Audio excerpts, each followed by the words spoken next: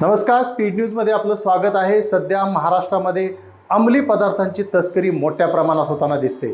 या अंमली पदार्थांचं सेवन करणारा जो वर्ग आहे तो शाळा आणि कॉलेजमधला युवक वर्ग आज या ठिकाणी भयान अवस्था या युवकांची पाहायला मिळते आणि ही मोठी धोक्याची घंटा आज पालक वर्गासाठी देखील आहे आणि पोलिसांसाठी हे अंमली तस्करी जे करणारे जे तस्कर आहेत ते रोखणं चॅलेंज बनले।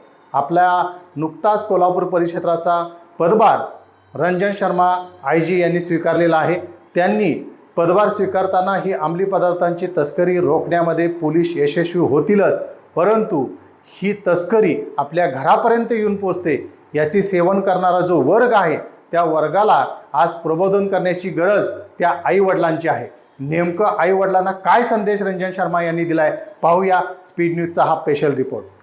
आणि काही बरेच लोकांना आरोपी ज्यांच्याकडे सापडलं त्यांना आरोपी केलेला आहे। तशा प्रकारचे आपल्याला चांगली कामगिरी सतत करण्याची गरज आहे, नाही की आज केलं तर दुसऱ्या दिवशी शांत राहिला, कारण हे सतत सप्लाय आपल्याकडे होत आहे, तर सतत आपलाही कामगिरी तशी होणे गरजेचे आहे। तरी मी सांगतो हे आपण पोलीस तर करणारच आहे, तरीही मी सर्व पालकांना आवाहन करतो की त्यांचे मुले जे आहे ते कोणासोबत राहतो, कोणासोबत काय करतो यांच्यावर लक्ष घालणे खूप आवश्यक आहे। पोलीस आपलं काम करतीलच, परंतु जर पालकाने आपल्या मुलांवर थोडा लक्ष घातला, त्यांचे जे बिहेवियर आहे ते बिहेवियरमध्ये काही बदल होतो का, कारण जसंही त्यांनी ड्रग्सचे घेणे सुरू केला की त्यांचे बिहेवियरमध्ये चेंज होणार आहे। आयदर ते एकदम खूप सायलेंट होऊन जाणार किंवा ते चिडचिड करणार, मारामारीमध्ये जाणार, तर याचा बिहेवियर चेंज होतो। तर तसा जर काही बिहेवियर चेंज दिसला तर लगेच त्यांना जे आहे ते सायकोलॉजिस्ट वगैरेकडे सायकियाट्रिस्टकडे जाऊन त्यांचे चेक करून घ्यायचे की त्यांचे काही ड्रग्समुळे तो होत नाही।